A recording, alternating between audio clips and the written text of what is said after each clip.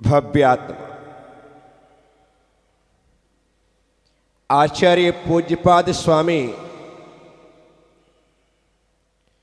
इष्टोपदेश जी की 15वीं गाथा में कहते हैं, आयुर्वृद्धि क्षयोत्कर्ष हेतुम कालस्य निर्गमम् वाच्यतां धनिनामिष्ठम् जीवितात् सुतरां धनम।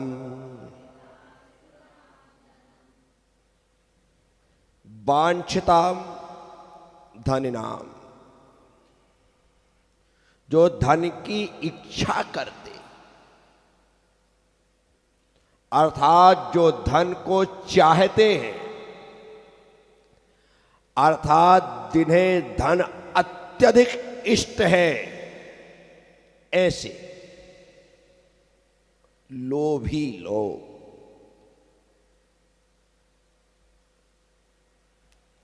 जिन्हें धन इष्ट है, जीविताम अपने जीवन से भी, सुतराम अच्छी तरह, धनम इष्टम धन का पाना इष्ट समझते, जीवन को इतना महत्व नहीं देते जितना महत्व धन को देते। कहते हैं ना,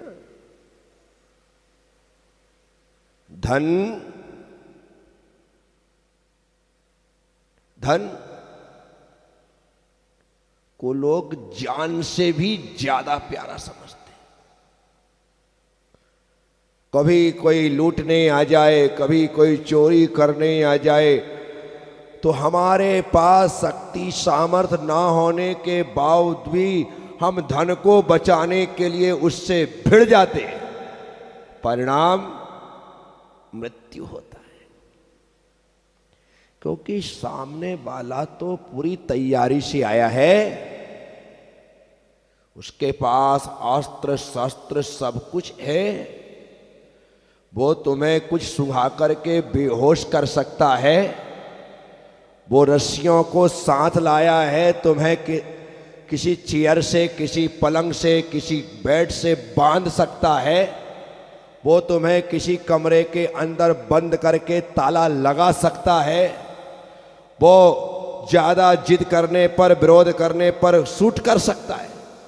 तुम्हारे पास तो ऐसी कोई तैयारी थी नहीं, लेकिन धन के प्रति आसक्ति इतनी है कि धन को बचाने के लिए व्यक्ति अपना जीवन नष्ट कर देता है। कितने उदाहरण हम रोज देखते हैं, कितने उदाहरण हम रोज सुनते हैं कि व्यक्ति अपनी संपत्ति को बचाने के चक्कर में मारा गया। यही तो आचार्य कह रहे, अच्छी तरह से अपने जीवन से भी अधिक धनम इष्टम, धन का पाना इष्ट समझता है, जबकि जो धन है वह नष्ट होने वाला है, यह पता है।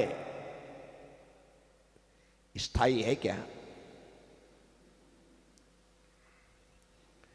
हमने कितने लोगों को अर्श से फर्श पर आता देखा है।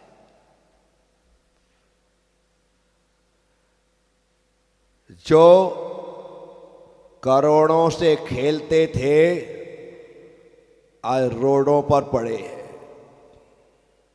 क्या हो गया? ज्यादा दूर नहीं, आप तो अपने झालरा पाटन के ही सेठों को देखो कि क्या थे और क्या हो गए। इस समय का चक्र है, घड़ी का काटा 24 घंटे में 2 बार ऊपर नीचे होता है। घड़ी का काटा 24 घंटे में 2 बार ऊपर। जो कांटा 12 बजे एकदम ऊपर होता है, 6:30 बजते ही सिर्फ 6.5 घंटे में नीचे आ जाता है। पर जो नीचे आया है वह ऊपर नहीं जाएगा, ऐसा नहीं है। और जो ऊपर है वो नीचे नहीं जाएगा, ऐसा। मान सूरज ने किया आकाश में चढ़ते हुए, मान सूरज ने किया आकाश में चढ़ते हुए। शाम को देखा जगत ने सूर्य को ढलते हुए, शाम को देखा जगत ने सूर्य को ढलते हुए। विचार करना, हमने अपनी आंखों से देखा है राजा को रंक होते हुए और रंक को राजा होते हुए। मैंने कल कहा था ना, वर्तमान का सबसे विशेष मुद्दा जो चल रहा है, शेख हसीना जो परसों तक प्रधानमंत्री थी, आज शरण की तलाश में है कि कोई मुझे शरण दे दे। विचार करना, अस्थायी रूप से अभी भारत में है, लेकिन भारत ने भी स्थायी शरण नहीं दी। 1971 में भी ये घटना घटी थी, तो एक हसीना ही हिंदुस्तान आई थी और इंदिरा गांधी ने उस समय शरण दी थी। साथियों, देरी थोड़ी लगती है ऊपर से नीचे आने में, नीचे से ऊपर जाने में टाइम लगता है, नीचे से ऊपर जाने में, ऊपर ले जाने में, सब में टाइम लगता है, लेकिन ऊपर से नीचे आने में टाइम लगता है क्या? एक पल किसी चीज को आप बहुत मुश्किल से ऊपर लेकर के गए, नीचे लाना है तो यूं आप ऊपर से नीचे फेंक दो, धड़ाम से नीचे। सब में शिखर जी गए होंगे आप, ऊपर चढ़ने में सब याद आ जाते हैं, और नीचे उतरने में दर दर दर दर दर दर दर दर दर क्या हो गया? चढ़ने में तो इसीलिए फर्श से अर्श तक जाने में, जमीन से आकाश तक जाने में बहुत मेहनत मशक्कत करनी पड़ती है, खून पसीना जलाना पड़ता है, तब जाकर के आकाश की ऊंचाई मिलती है। लेकिन वहां से नीचे आने में देरी नहीं लगती। इसलिए जो धन हमारे पास है ना, वो निधन तक हमारे साथ रहेगा ये नहीं कह सकते। धन और निधन, धन निधन तक साथ रहेगा ऐसा नहीं कह सकते। साथियों, बीच में ही साथ छोड़ दे, एकदम से ऐसा झटका लगे कि तुम कहीं के ना रहो। जो केस था वो तो चला ही गया, जो आपने इकट्ठा किया था सोना चांदी वो भी बिक गया, जो आपने जमीनें खरीदी थी, प्लाट खरीदे थे, फ्लैट खरीदे थे, वो भी बिक गए। यहां तक कि अपना मकान भी बेचने की स्थिति आ गई, यहां तक कि गांव छोड़ने की भी नौबत आ गई। कब हमारे हाथ से निकल जाए कुछ कह नहीं सकते, लेकिन हम उन लोगों में हैं जो धन को पकड़ करके रखना चाहते। वो कभी हमारी गिरफ्त में रहने वाला नहीं है। हमारे साथ रहने वाला, साथ रहने वाला कोई है तो धर्म है, साथ देने वाला कोई है तो धर्म है, और साथ जाने वाला कोई है तो धर्म है।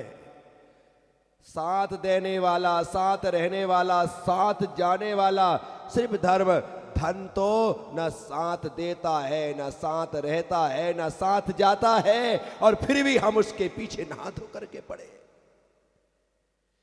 ज्ञानियों ने कहा,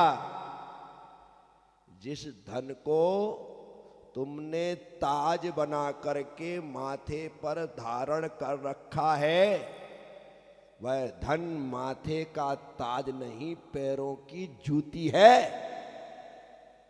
और जिस धर्म को तुमने छोड़ रखा है, वह छोड़ने जैसा नहीं, माथे पर ताज की तरह धारण करने जैसा है। एक ज्ञानियों ने कहा है। एक व्यक्ति, बहुत बड़ा आदमी था, अरबों खरबों की संपत्ति उसके पास थी।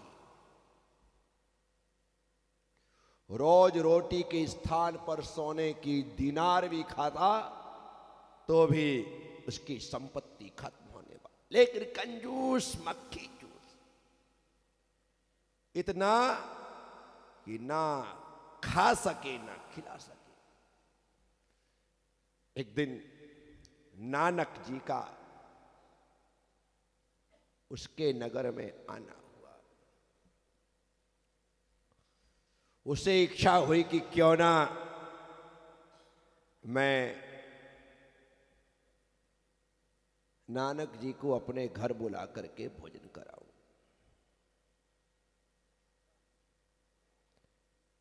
उसने निमंत्रण दिया। नानक ने कहा, नहीं, मैं तुम्हारे घर भोजन नहीं कर सकता। मेरे घर भोजन नहीं कर सकती? आखिर क्यों? तुम्हारी रोटियां खून से सनी हुई है। आप कैसी बातें कर रहे हैं? मैं सेठ हूं, नगर सेठ हूं, मेरे जितनी दौलत किसी के पास नहीं है, और आप कह रहे मेरी रोटियां खून से सनी है। हाँ, तुम्हारी रोटियां खून से सनी है, मैं उन्हें नहीं ले सकता। तो फिर कहां भोजन करेंगे आप? नानक ने कहा, वो गरीब आदमी है, मेहनत मशक्कत करता है, खून पसीना बहाता है, 2 रोटी कमाता है। आज भी उसने 2 रोटियां बनाई हैं, एक वो खाएगा, एक मैं खाऊंगा। तो क्या उसकी दूध से सनी हुई रोटियां हैं? बोले हाँ, उसकी रोटियां दूध से सनी है। तो ठीक है, यदि ऐसी बात है तो आज रोटी की परीक्षा हो जाए। आप उसके यहाँ खाने पहुंचिए, मैं अपनी रोटी लेकर के आऊंगा। नानक ने कहा कि आ जाना, तू भी 2 रोटी ले आना, उसकी भी 2 रोटी होंगी, एक वो खाएगा, एक मैं खाऊंगा। तेरी दूध की सनी होगी तो ठीक है, मैं तेरी ग्रहण कर लूं। वो पहुंचा। घटना कहां तक सत्य है मैं इस बात पर नहीं जाता हूं, लेकिन जो रहस्य का उद्घाटन कर रही बहुत महत्वपूर्ण है। नानक उस गरीब व्यक्ति की झोपड़ी में भोजन के लिए पहुंचे।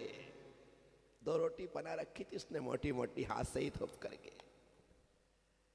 कुछ भी नहीं था, नमक था, मिर्ची का ठेसा था, रख दिया। नानक ने उसे साहस ले लिया। वो सेठ पहुंचे अपनी रोटियों लेकर के। बोले आपने कहा था इसकी रोटी दूध से सनी है, दूध से सनी है, तो रोटियों से दूध निकाल के बताओ। नानक ने हाथ में यूं लिया और जोर से दबाया, दूध की धारा बह गई। सेठ तो, यार जो सूखी रोटियां थी, मोटी मोटी रोटियां थी, और इन्होंने दबाया और दूध की धारा बह गई, दूध निकलने लगा। बोले देख लिया? बोले देख लिया, चलो ठीक है, इसकी रोटी दूध से सनी है, मेरी रोटी खून से सनी है, आप क्या खून निकलेगा? निकला, और जैसे यूं दबाया, खून की धारा बह गई। कहानी समाप्त हो गई। अब इसके रहस्य पर चलते हैं। क्या सही में ऐसा हो सकता है? जिन रोटियों में किसी गरीब का शोषण छिपा होता है, वो रोटियों में खून ही होता है, और जिन रोटियों में प्रेम, दया, करुणा, मेहनत, सेवा भावना भरी होती है, उन रोटियों में दूध होता है। ये कहानी का रहस्य है। उसने कान पकड़ लिए, आंखें भर आई, पैर पकड़ लिए, माफ कर दीजिए, तूने अभी तक किया क्या है? लोगों को लूटने के अलावा अपने घर को लूट लूट करके भरता रहा। तेरे घर में जितनी दौलत है सारी की सारी दौलत दूषित है। अब क्या करें? क्या करूं? लगा दे अपनी संपत्ति को दान में, जो दे देगा वह तेरे साथ जाएगा, जो रख लेगा यही नष्ट हो जाएगा।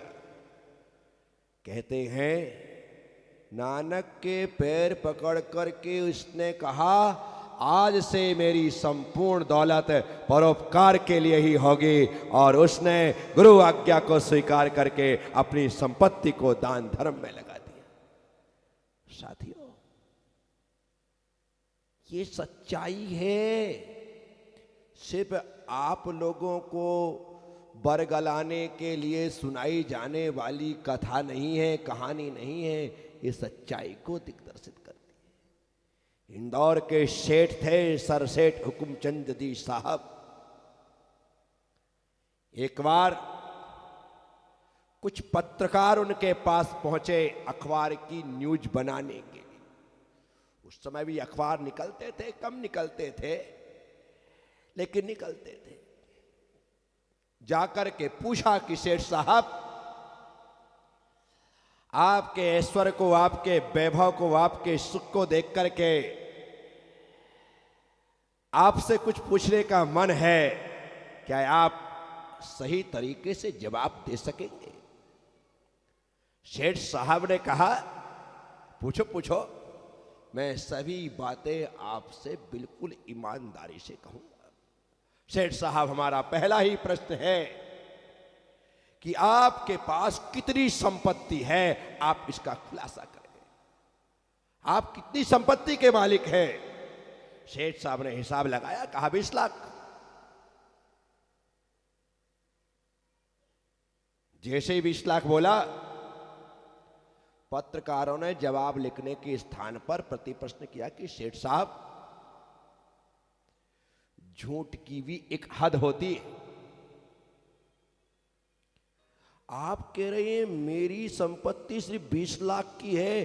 जिस इंद्र भवन को आप देख रहे हैं और जहां आप बैठे हैं, ये इंद्र भवन भी 50 लाख का होगा। आप जिसकी बात कर रहे हैं कि 20 लाख का मालिक हो, आपका शीश महल देखो, आपका रंग महल देखो, आपका रत्न महल देखो, आपके सब महल देखो, तो ये लाखों लाखों की कीमत वाले हैं। आधा इंदौर आपका है और आप कहते 20 लाख की दौलत। आप सिल्वर किंग हैं। आपके हिसाब से चांदी के भाव खुलते हैं और चांदी के भाव बंद होते हैं। ऐसे थे सेठ साहब। मुंबई जाते थे, पूरे मुंबई के सराफा बाजार की चांदी अकेला व्यक्ति खरीद लेता था और उनके हिसाब से फिर भाव खुलते और बंद होते थे। यशवंतराव होलकर उस समय के जो राजा थे, इतना मान सम्मान देते थे कि जहां से सेठ साहब का रथ निकल जाए और यदि वहां पर किसी को फांसी दी जा रही है तो उसकी सजा माफ कर दी जाती थी। ऐसे थे सेठ साहब हुकुमचंद जी साहब। साथियों, उन्होंने कहा 20 लाख की संपत्ति है मेरी। तब पत्रकारों ने कहा कि आप असत्य बोल रहे हैं, आप छिपा रहे हैं, आप सत्य बताइए। तो सेठ साहब ने कहा, आपने मेरी संपत्ति के बारे में पूछा इसलिए मैंने मेरी संपत्ति बताई है।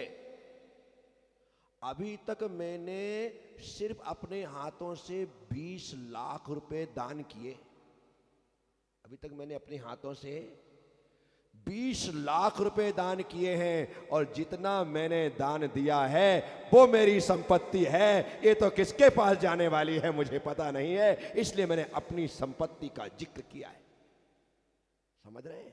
जो दे दिया वो तुम्हारा, जो रख लिया उसका वारिस कौन है, उसका मालिक कौन है, कुछ कह सकते हैं?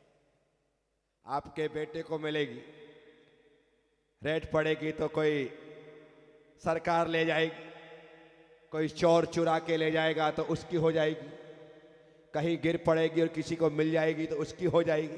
कुछ पता है क्या?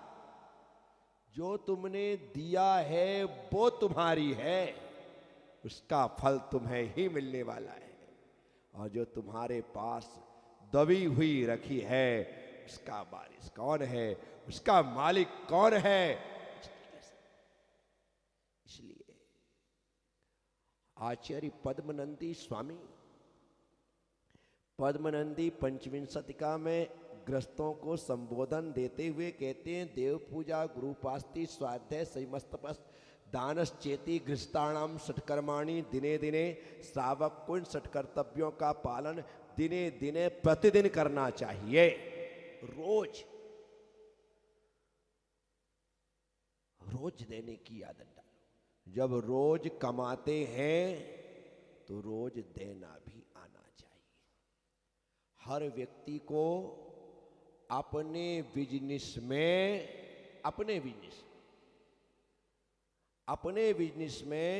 बिजनेस की इनकम पर भगवान को पार्टनर बनाना चाहिए। भगवान को पार्टनर बनाना चाहिए कि हे भगवान शांतिनाथ, हे भगवान आदिनाथ, हे भगवान पार्श्वनाथ, हे भगवान चंद्र प्रभु, मैं आपको अपने बिजनेस का इनकम का 5% का, 8% का, 10% का, 2% का पार्टनर बनाता हूं। यदि मैंने 100 रुपये कमाए तो प्रभु 5 रुपये तेरे, 5 रुपये 1000 रुपये कमाए तो 50 रुपये तेरे, और 10,000 कमाए तो 500 तेरे। 5% का तू आज से मेरा पार्टनर हुआ। ऐसा करके देखो एक बार, मैं गारंटी देता हूं भगवान 5% का पार्टनर बनेगा, लेकिन 95% वही कमा करके तुम्हें देने वाला है, तुम्हारे धन दौलत में वृद्धि करने वाला। आज श्वेतांबर समाज यदि धन धान्य से संपन्न है ना, तो आप उनसे बात करना, यदि वो बता दे तो हकीकत में उन्होंने भगवान को पार्टनर बना रखा है। भगवान को इनकम में पार्टनर बना रखा है कि 5%, 7%, 10% भगवान को देते ही देते निकालते। इसलिए तो वो करोड़ों की बोलियां ले लेते। कैसे ले लिए? उनके लिए निकाल रखा था इतना कि इतना तो देना ही है, तो जो देना है बोली लगा करके दे दिया, मंदिर दान कर दिया। ये करना पड़ेगा। भगवान जिस दिन पार्टनर हो जाएगा, आपसे एक उदाहरण दूसरा देता हूं। वसुंधरा जी का क्षेत्र है, दुष्यंत जी यहां के लोकसभा सदस्य,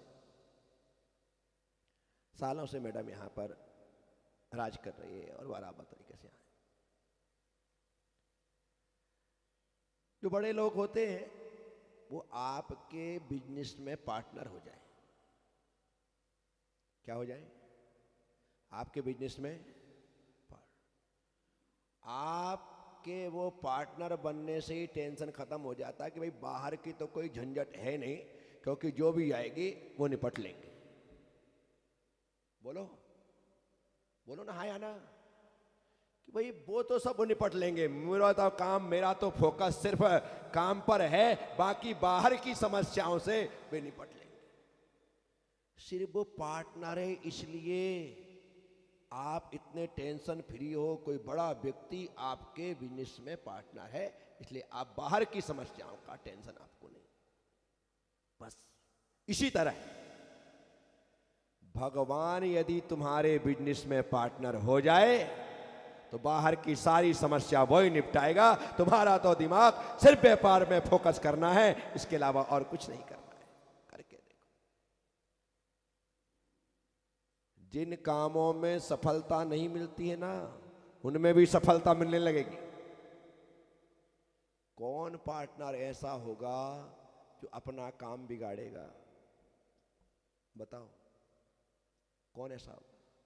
कौन ऐसा होगा जो अपने हाथ से अपने पांव में कुल्हाड़ी मारेगा? मुझे बताओ ना।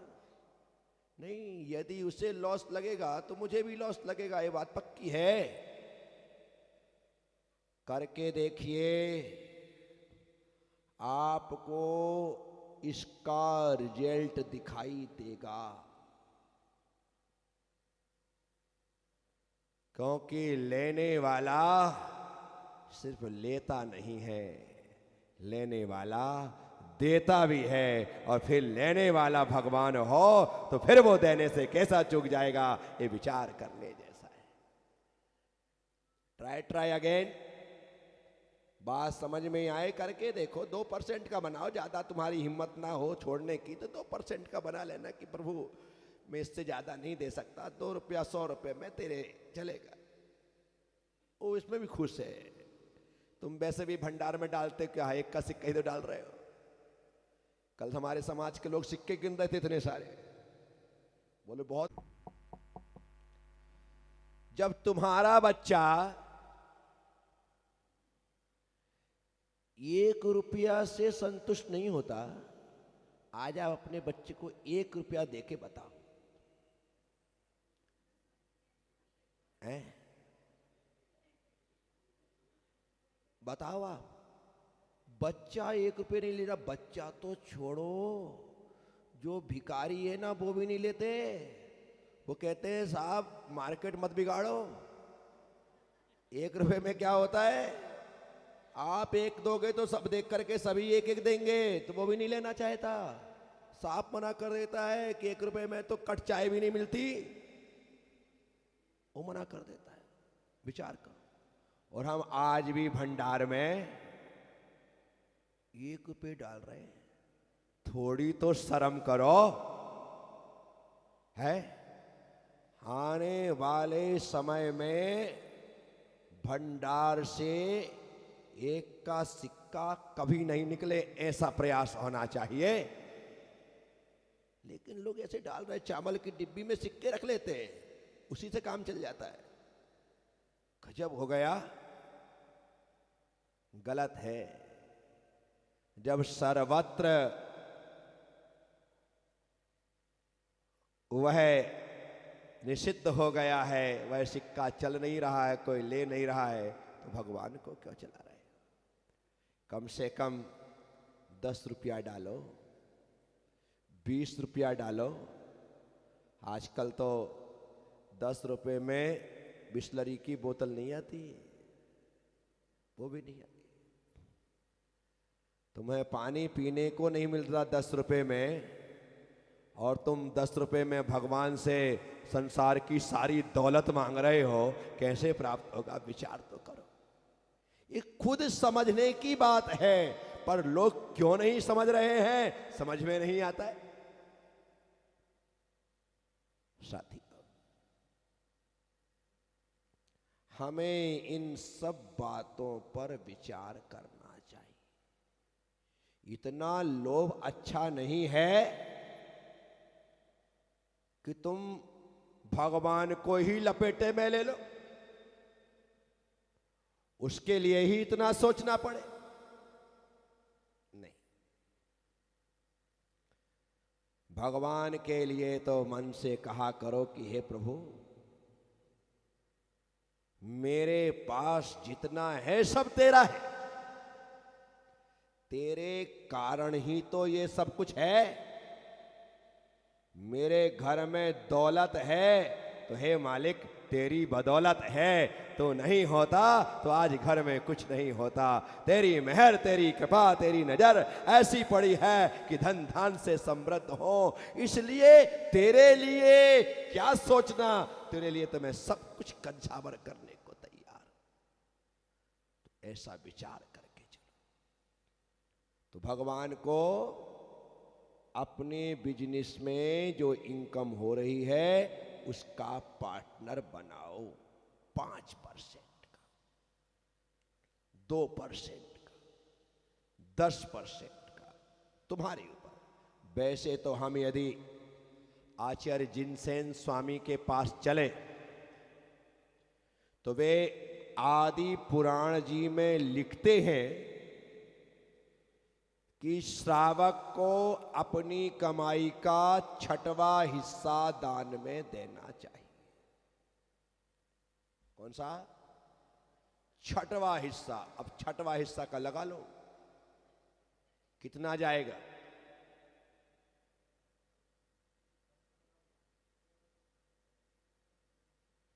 18 पैसे 20 पैसे कितना होगा? 16-18 पैसे ऐसे आएगा ना, 16 से 18 पैसे। ये इतना अब आपको उस हिसाब से लगाना है।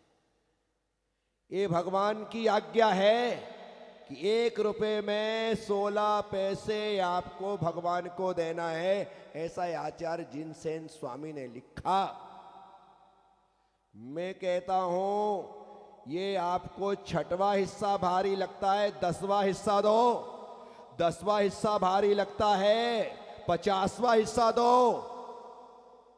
लेकिन दो उसे आप अपना पार्टनर बना करके को, ताकि कहीं से कहीं तक देने में कोई संकोच और कोई तकलीफ नहीं हो।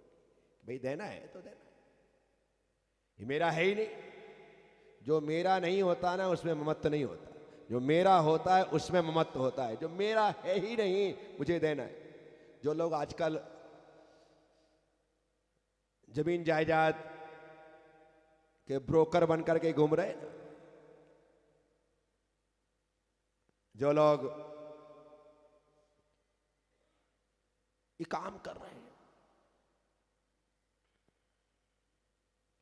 वो जमीन दिखवाते हैं, जमीन बिकवाते हैं, बेचारे जी जान लगाते हैं और जमीन बिकती है। तो जिसकी जमीन बिकी है उससे वो 1% 2% लेते। अब देखना है आप, जब आपकी जमीन बिकी नहीं थी तब तक आप कह रहे थे हाँ बिल्कुल मैं तुम्हें 2% दूंगा, बस जमीन निकलवा दो। जब बिक जाती है तब छूटता नहीं। छूटता है क्या? फिर कोशिश करते हैं कि जितना कम से दिया जा सके उतना कम दिया जाए। ऐसा भगवान के साथ मत करना। मंगल जी, एक व्यक्ति नारियल के पेड़ पे चढ़ा, किस पे चढ़ा? नारियल पर। और चढ़ने के बाद चढ़ तो गया लेकिन उतरते ना बने। नीचे देख रहा था, ऊपर देख रहा, तो उसने कहा कि आज तो गए। उसने भगवान को याद किया कि प्रभु नीचे उतार दे, 1 रुपये चढ़ाऊंगा। नीचे उतार दे, 1 रुपये चढ़ाऊंगा।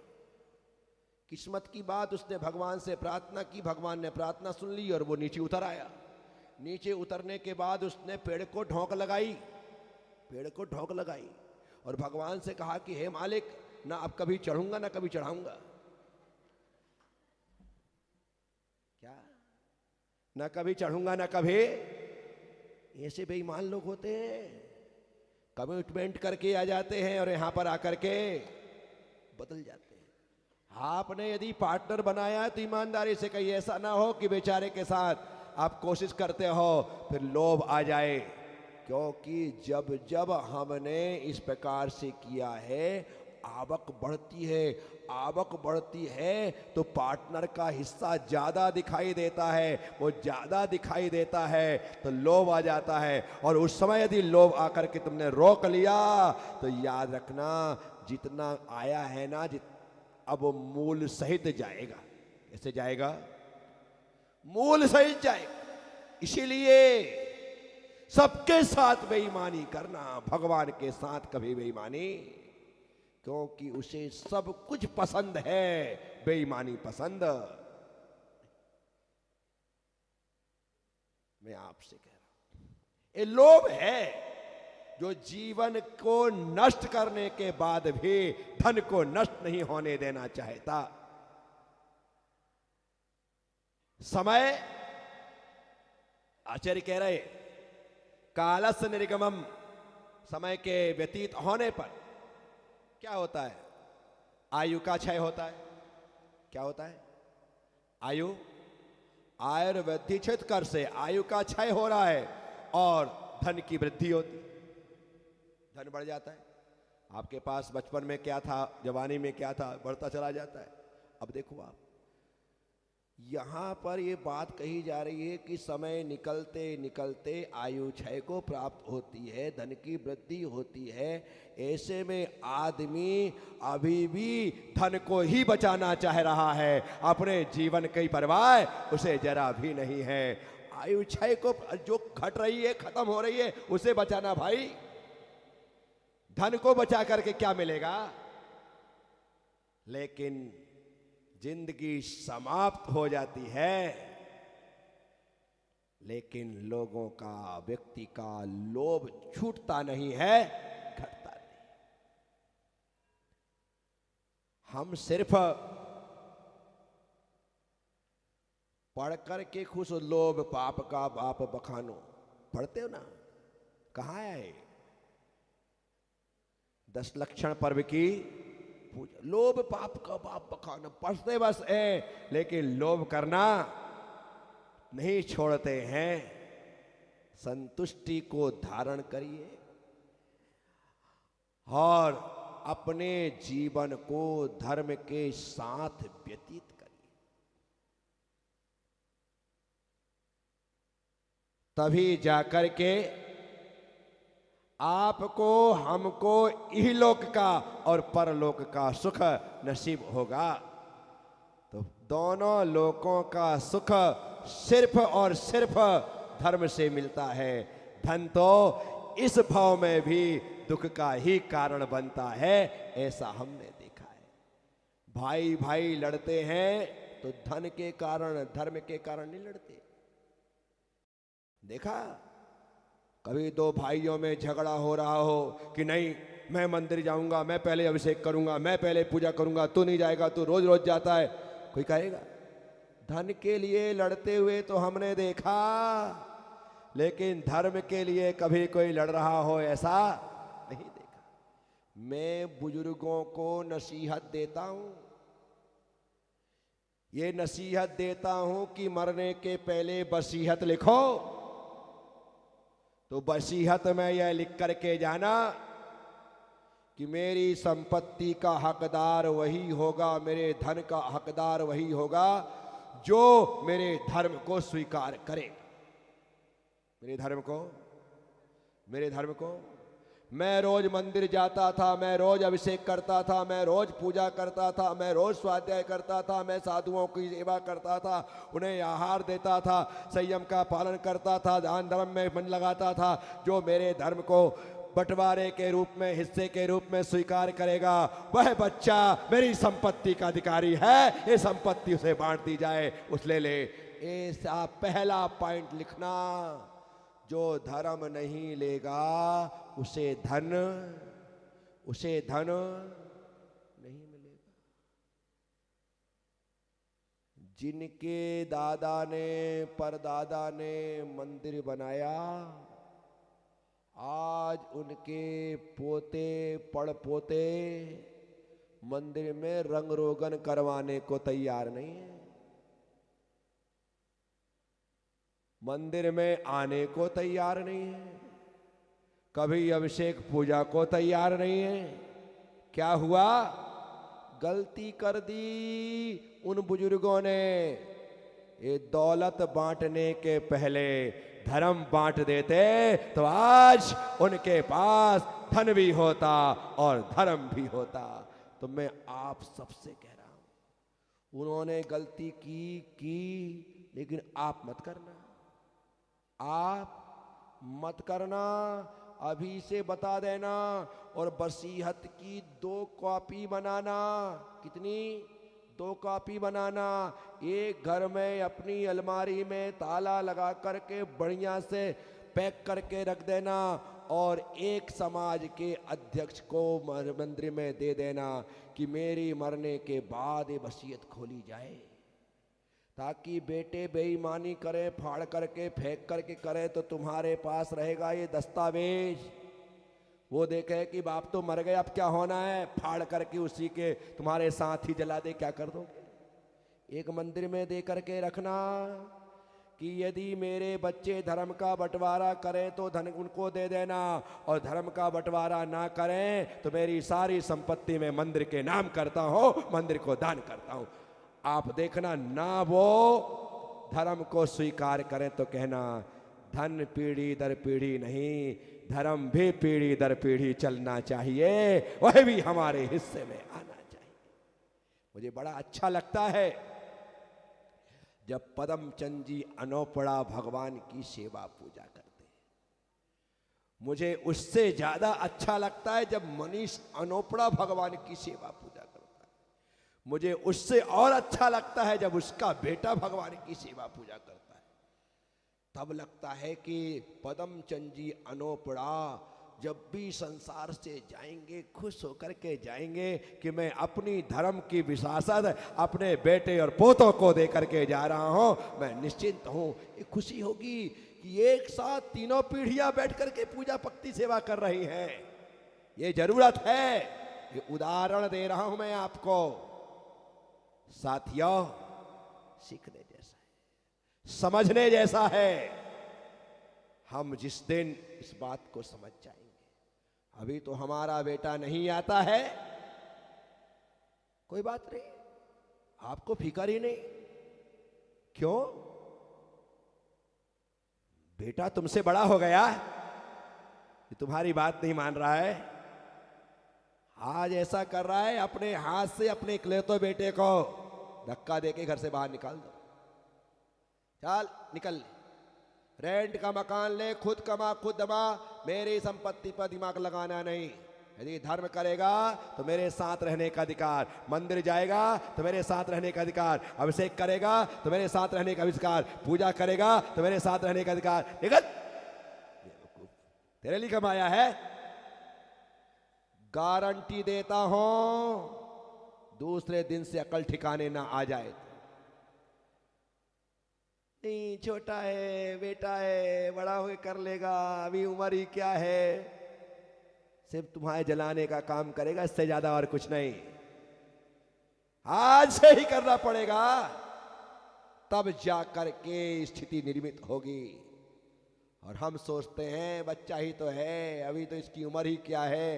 नहीं, उम्र तो 8 साल से प्रारंभ हो जाती है भगवान की पूजा करने की, सेवा करने की और धर्म करने की। तुम्हारा बेटा तो 38 साल का हो गया, तुम्हारा बेटा तो 48 साल का हो गया, कब करेगा? आज ही करो, तब जा करके काम सिद्ध होने वाला। इसीलिए करना पड़ेगा, अन्यथा धक्का देके बाहर निकालो। आज देश में सबसे बड़ा धनपति कोई व्यक्ति है तो उसका नाम है गौतम अडानी। नंबर 1 पे आ गया। गौतम अडानी का जो बेटा फॉरेन में पढ़ करके आया, गौतम अडानी ने सीधे सीधे उसे अपनी संपत्ति का वारिस नहीं बनाया। अहमदाबाद में गौतम भाई रहते और दहेज में उनका काम है, बंदरगाह है। उसके बेटे से कहा कि 4 महीने जनरल टिकट लेकर के रोज भरूच आना जाना करो, उसके बाद मैं सोचूंगा कि तुम मेरी संपत्ति के अधिकारी हो या नहीं। एक अरबपति बाप का बेटा अहमदाबाद से भरूच डेली जनरल कोच पर लटक करके पसीना बहाते हुए 4 महीने भरूच आता, वहां से जनरल बस में बैठ करके हाथ दे करके दहेज पहुंचता, वहां काम देखता, 4 महीने लगाता। जब बेटा पूरी तरह से खून पसीना बहा चुका और परिपक्व हो गया, तब गौतम अडानी ने कहा, बेटा तू मेरी संपत्ति का मालिक होने का अधिकारी है, मैं तुझे अपने बिजनेस में पार्टनर बनाता हूं। तब बनाया। ऐसे ही थोड़ी कि पका पकाया दे दिया बच्चा और मक्कार हो जाए। उसे सब कुछ सिखाओ, सब कुछ बताओ, तब काम होने वाला है। तो साथियों, मैं आप सबसे कह रहा हूं, धन के पीछे इतने पागल मत बनो कि जिंदगी से हाथ धो दो, और धन के पीछे इतने पागल मत बनो कि धन की चाहत में जिंदगी ही खो दो। जिंदगी महत्वपूर्ण है, धन महत्वपूर्ण नहीं है। आयु क्षय को प्राप्त हो रही है, धन वृद्धि को प्राप्त हो रहा है। आयु के क्षय की चिंता नहीं है, धन की वृद्धि की चिंता है। गलत है। आचार्य महाराज कह रहे हैं, एक बार आप हम सब पढ़ें, आयुर्वृद्धि क्षयोत्कर्षम, सॉरी, आयुर्वृद्धि क्षयोत्कर्ष हेतुम कालस्य निर्गमम वाच्यताम धनिनामिष्ठम जीवितात सुतराम धनम। बोलिए आचार्य पूज्यपाद स्वामी की द्वादशांग